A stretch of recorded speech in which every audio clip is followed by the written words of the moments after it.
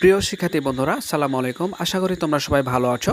তো আজকে আমি তোমাদের চতুর্থ শ্রেণীর চতুর্থ অধ্যায় গণিত বইয়ের তোমাদের যে অঙ্কগুলো পরীক্ষাতে পড়ে তোমাদের সৃজনশীল আকারে, আসলে তোমাদের বইয়ে যেগুলো দেওয়া আছে এগুলোতে জাস্ট শুধু ভাগ শেখানোর উপায়গুলো দেওয়া রয়েছে, কিন্তু পরীক্ষাতে যখন পড়ে তখন সেগুলো সৃজনশীল আকারে পড়ে। আসলে পরীক্ষাতে সৃজনশীল আকারে কেমনভাবে অঙ্কগুলো পড়ে তোমরা দেখতে পাচ্ছ, ঠিক এভাবেই আসলে অঙ্কগুলো পড়ে তোমাদের এই অধ্যায় থেকে। তো চলো যাই, আমরা পরীক্ষাতে পড়ে এরকম একটি অঙ্ক আমরা আজকে শিখব। তো দেখতে পাচ্ছ তোমাদের প্রশ্ন দেওয়া রয়েছে যে 480টি মার্বেল থেকে প্রতিটি বাক্সে 12টি করে মার্বেল রাখা হলো। এরপরে ক নম্বরের প্রশ্ন করছে যে ভাজ্য কাকে বলে। এরপরে আমাদের খ নম্বর প্রশ্নটি করেছে যে মার্বেলগুলি রাখতে কতটি বাক্সের প্রয়োজন হবে। এরপরে গ নম্বর যে প্রশ্নটি করেছে সেটা হচ্ছে 500টি মার্বেল রাখতে কতগুলো বক্সের প্রয়োজন হবে এবং কতটি মার্বেল অবশিষ্ট থাকবে। তো চলো যাই, আমরা অঙ্কগুলো একে একে সমাধান করি। তো প্রিয় শিক্ষার্থী, দেখতে পাচ্ছ যে তোমাদের প্রথম যে প্রশ্নটি ছিল যে ভাজ্য কাকে বলে, এর উত্তরে তোমরা দেখতে পাচ্ছ যে যে সংখ্যাকে ভাগ করা হয় তাকে ভাজ্য বলে। তো তোমরা সুন্দর করে এটা মুখস্থ করে নাও যে যে সংখ্যাকে ভাগ করা হয় তাকে ভাজ্য বলে। এরপর আমাদের খ নম্বর যে প্রশ্নটি ছিল সেটা হচ্ছে মার্বেলগুলি রাখতে কতটি বক্সের প্রয়োজন হবে। তো এখানে আমাদের মার্বেল ছিল, আমরা উদ্দীপকে প্রথমে দেখতে পাচ্ছি যে 480টি এবং প্রতিটি বক্সে রাখা হয় 12টি করে। তো এখন যদি আমরা 480কে যদি আমরা 12 দিয়ে ভাগ দিই তাহলে কিন্তু আমাদের সেই কাঙ্ক্ষিত উত্তরটি চলে আসবে। তো চলো যাই, আমরা খাতা কলমে ব্যাপারটি দেখি যে আসলে কিভাবে করে আমরা ভাগটি করব। খ নম্বর দিয়ে আমরা লিখতে পারি সমাধান।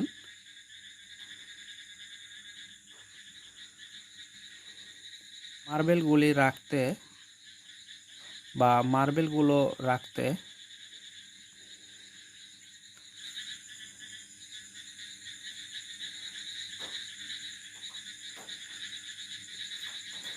বাক্সের প্রয়োজন হবে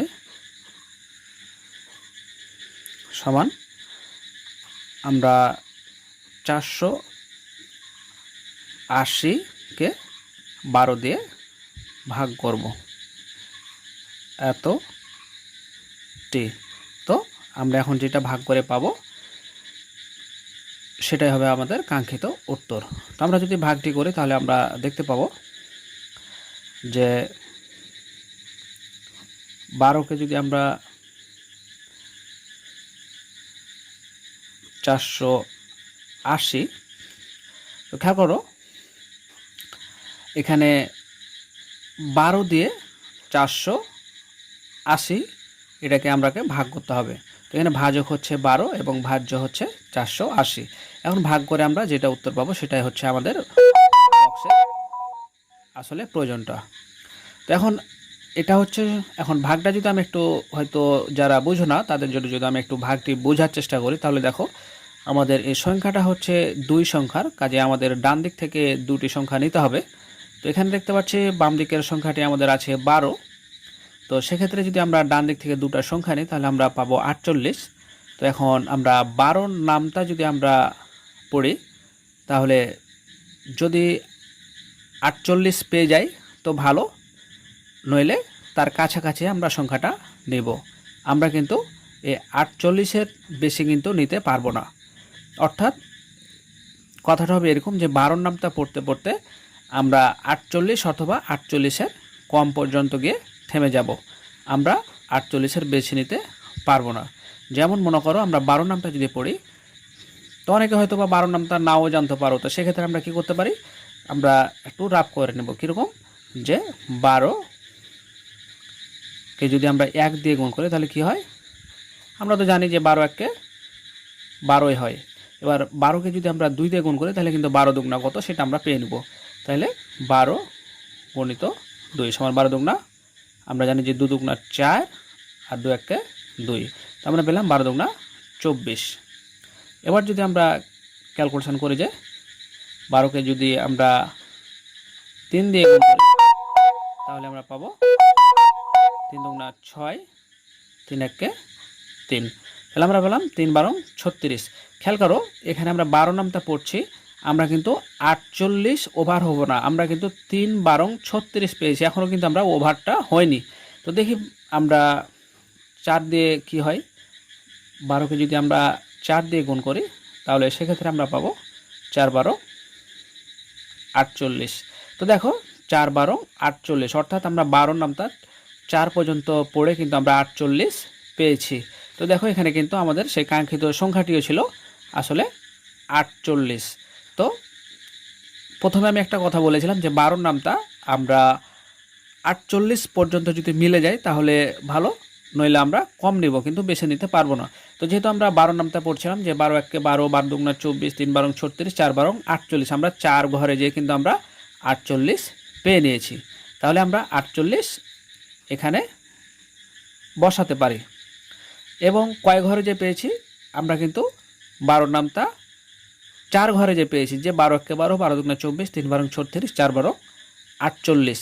তো সেক্ষেত্রে আমরা এই 4টা কিন্তু এই যে ভাগফলের ঘরে সেখানে বসাবো। তো আমরা এখানে 4 বসালাম। তো এরপরে যদি এখন আমাদের কাজ হচ্ছে আমরা এটা বিয়োগ করব, অর্থাৎ 8 থেকে 8 বার দিলে 0, 4 থেকে 4 বার দিলে 0, তো 0টা আর বসে না। তো এখন ওপরে আমাদের কি আছে, দেখো যে ওপরে আছে আমাদের সংখ্যাটি আছে যে 0, আমরা এখন ওপরের সংখ্যাটিকে নিচে নামাবো। তো খেয়াল করো এখানে ওপর থেকে সংখ্যা নামার পরও কিন্তু 12 চাইতে এটা কি 0 0, তাহলে আর মানটা কত হচ্ছে, 0 0 মান হচ্ছে 0ই। তার মানে 12 কিন্তু দেখো এই 0 চাইতে কিন্তু বেশি থাকছে, অর্থাৎ এটা কিন্তু বেশি হচ্ছে না, যে 12 একে যে আমরা 12 যাব সেটাও হচ্ছে না, অর্থাৎ 12 কিন্তু 0 চাইতে দেখো এখানে 0 হয়ে যাচ্ছে। এখানে যদি বেশি থাকতো তাহলে হতো, যদি 12 এখানে যদি আমরা ক্যালকুলেশন করে যদি বড় হতো নামার পরে তাহলে আমরা ভাগটা দিতে পারতাম। তো এখন এখানে সবচেয়ে গুরুত্বপূর্ণ ব্যাপারটা হচ্ছে আমরা ওপর থেকে সংখ্যাটা নামালাম, তো নামার পরও যদি ভাগ না যায় তাহলে সেক্ষেত্রে আমরা ওপরে একটা শূন্য বসাবো। দেখো ওপরে 0 ছিল আমরা বসালাম, কিন্তু নামার পরও ভাগটা গেল না, এই জন্য আমরা উপরে 0 বসাবো। দেখো এটা কিন্তু আর গেল না, এটা কয়বার গেল, এটা 0 বার গেল, মানে আর কিন্তু গেল না। তো রেজাল্ট কিন্তু 0 থেকে 0 বাদ দিলে 0ই হয়, তাই আমাদের ভাগফলে কিন্তু একটা 0 উঠলো। তো এখন আমরা তাহলে কি পাচ্ছি এখানে, যে আমাদের বাক্সের যে প্রয়োজনটা হবে মার্বেলগুলো রাখতে সেটা হচ্ছে আমাদের 40টি, অর্থাৎ আমাদের মার্বেল সংখ্যা রাখতে আমাদের বক্সের যে প্রয়োজনটার কথা বলেছিল যে মার্বেলগুলো রাখতে কতগুলো বক্সের প্রয়োজন হবে, তো সেক্ষেত্রে আমরা ভাগফলে পেলাম 40টি। তাহলে আমরা উত্তর লিখতে পারি 40টি। উত্তর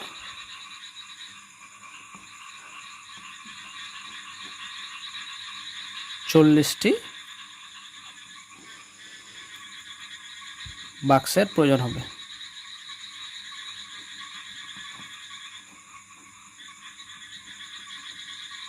প্রয়োজন হবে। এরপরে আমাদের প্রশ্নটি ছিল গ নম্বরে যে 500টি মার্বেল রাখতে কতগুলো বক্সের প্রয়োজন হবে এবং কতটি মার্বেল অবশিষ্ট থাকবে। তো এবার আমরা যেহেতু মার্বেলের সংখ্যা 500টির কথা বলেছে এবং কতগুলো বক্স লাগবে, তো যেহেতু এখানে কতটি করে রাখবে সেটা উল্লেখ করেনি, তাহলে যেহেতু উল্লেখ করা নাই সেহেতু আমরা আগের যে 12টি করে মার্বেল রাখবে সেটাই আমরা হিসাব করব, যে 500টি মার্বেল রাখতে কতগুলো বক্সের প্রয়োজন হবে। তাহলে সেখান থেকে আমরা উপরে যে উদ্দীপকে আমাদের 12টি করে মার্বেল দেওয়া ছিল, যে 12টি করে মার্বেল রাখবে, তাহলে আমরা সেটাই ধরে হিসাব করব। তখন যদি আমরা গ নম্বরে হিসাব করি যে 500টি মার্বেল রাখতে বক্সের প্রয়োজন হবে, তাহলে আমরা সে কথাটা লিখব যে 500টি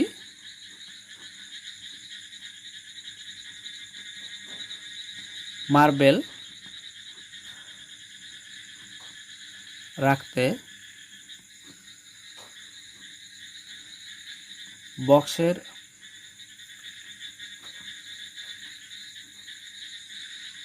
প্রয়োজন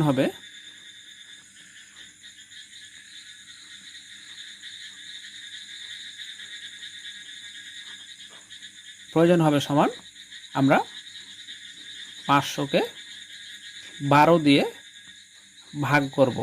কেন 12 দিয়ে ভাগ করব? যেহেতু আমাদের উদ্দীপকে দেওয়া ছিল 12টি করে মার্বেল রাখে। এখন যদি আমরা 500কে 12 দিয়ে ভাগ করি তাহলে আমরা যেটা পাবো সেটাই হচ্ছে আমাদের বক্সের সংখ্যা, এবং যেটা অবশিষ্ট থাকবে সেটা হচ্ছে মার্বেল অবশিষ্ট থাকবে। এখন যদি আমরা ভাগটা করি তাহলে আমরা দেখতে পাবো যে 12কে যদি আমরা 500 দিয়ে ভাগ করি তাহলে আমরা দেখতে পাবো এই দেখো এটা হচ্ছে 2 ঘর আলা, এবং এখানেও আমরা 2টি ঘর নেব।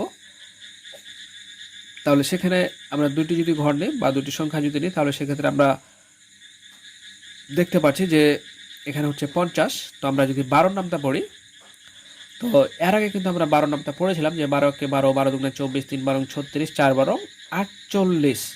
দেখো আমরা কিন্তু 4 12 48 আমরা পেয়েছিলাম 4 ঘরে গিয়ে, ঠিক আছে না? এখন যদি আমরা 5-এর নামটা পড়তে যাই তাহলে কিন্তু আমরা পাবো 5 12 60 চলে আসবে, অর্থাৎ 50-এর চাইতে বেশি হয়ে যাবে। তো সেক্ষেত্রে কিন্তু আমরা এই 4 12 48 এটাই নিব। আমরা কিন্তু ভাগের নিয়ম হচ্ছে আমরা কিন্তু বেছে নিতে পাবো না, হয়তো বা সমান হতে হবে নয়তো বা কম হতে হবে। তো এখন যেহেতু আমরা 5 12 60 হয়ে যাবে, তাহলে আমরা 4 12 যে 48 পেয়েছিলাম এটাই আমরা নিব। তো এখানে আমরা দেখতে পাচ্ছি যে 4 12 48, তাহলে আমরা 4 ঘরে যেহেতু পেয়েছিলাম উপরে আমরা 4 বসালাম এবং নিচে আমরা 48 বসালাম। এরপরে আমরা বিয়োগ করব যে 0 থেকে 8 বাদ দেওয়া যায় না, আমরা যদি ধার নিয়ে বিয়োগ করি তাহলে সেক্ষেত্রে 10 থেকে 8 বাদ দিলে 2, ধার সহজ করলাম 0, 5 থেকে 5 বাদ দিলে 0 হয়, 0 বাম দিকে বসে না। তো সেক্ষেত্রে খেয়াল করো এটা হলো 12 এবং এটা হচ্ছে 2। তো এখানে 12 আর এটা 2, এটার চাইতে এই যে এখানে ভাজকের ঘরে যেটা আছে সেটার চাইতে যদি ভাগশেষ ছোট হয় তাহলে সেক্ষেত্রে আমরা উপরে যেটা আছে সেটা নামাবো। উপরে ছিল আমাদের 0, তাহলে আমরা এই 0টাকে নামালাম। তো খেয়াল করো এখন যে ভাজকের চাইতে কিন্তু ভাগশেষ এখন বড় হয়েছে, তার মানে এখন আমরা দেখো ভাগটা কিন্তু আমরা করতে পারবো। তো কীভাবে ভাগ করবো? যে 12 নামটা এখন আমরা পড়বো, যখন 20 যদি পাই তো ভালো, নইলে কমটা নিব, কিন্তু আমরা বেশিটা নিতে পারবো না। যেমন 12 1 12, 12 দুগুণা 24। তো দেখো 12 নামটা আমরা পড়তে যে 12 1 12, দেখো আমাদের নামটা লেখাই ছিল এখানে যে 12 1 12, 12 দুগুণা 24। তো আমরা 2 ঘরে যেই কিন্তু আমরা 24 চলে যাচ্ছি, কিন্তু আমাদের সংখ্যাটা আছে কিন্তু 20। তাহলে আমরা কোনটা নেব? 12 1 12, যেহেতু আমরা কমটা নিতে পাবো। মিলে গেলে তো ভালো হতো, ঠিক আছে না? যে 12 দুগুণা যদি 20 হতো তাহলে কিন্তু আমরা 2 নিতাম। তো যেহেতু 12 দুগুণা 20 নয়, 12 দুগুণা 24, তাহলে 24 তো বেশি হয়ে যায়, তাহলে আমরা কিন্তু এটা নিতে পাবো না। যে 12 1 12 যে কম হচ্ছে সেটাই কিন্তু আমাদের নিতে হবে, এটাই হচ্ছে ভাগের নিয়ম। তাহলে 12 1 12, এখন যদি আমরা বিয়োগ করি তাহলে কি পাই? যে 0 থেকে 2 বাদ দেওয়া যাবে না, তাহলে আমরা ধার নেব, তাহলে হবে 10, 10 থেকে 2 বাদ দিলে হচ্ছে 8, ধার সহজ করলাম, তাহলে হচ্ছে 2 থেকে 2 বাদ দিলে 0, তাহলে বাকি থাকলো কতটি? এখন বাকি থাকছে 8টি। তাহলে আর কি ভাগ যাবে? 12 দেখো এটা হচ্ছে ছোট হয়ে গেছে, ভাজকের চাইতে এর নিচের যে অবশিষ্ট সেটা কিন্তু ছোট হয়ে গেছে, আর তো ওপরে নাই সংখ্যা যে আমরা নামাবো, তাহলে এটাই হচ্ছে আমাদের ভাগশেষ। তাহলে আমরা কি পেলাম? যে 41টি বক্সের প্রয়োজন হবে এবং অবশিষ্ট থাকবে 8টি। তাহলে এখানে কি আমরা লিখতে পারি? যে বক্সের প্রয়োজন হবে 41টি এবং অবশিষ্ট থাকবে 8টি। তাহলে আমরা এখানে কি লিখতে পারি? যে 41টি, যেহেতু এখানে আসবে না তাহলে আমি এদিক থেকে একটু লিখছি যে 41টি বাক্সের প্রয়োজন হবে, বাক্সের প্রয়োজন হবে এবং অবশিষ্ট থাকবে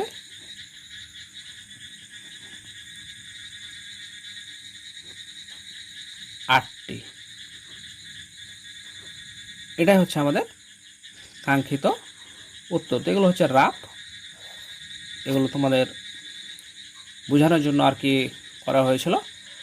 তো প্রিয় শিক্ষার্থী, ভালো থেকো, দেখা হবে পরবর্তীতে নতুন কোনো তোমাদের গুরুত্বপূর্ণ ভিডিওতে। সে পর্যন্ত আল্লাহ হাফিজ।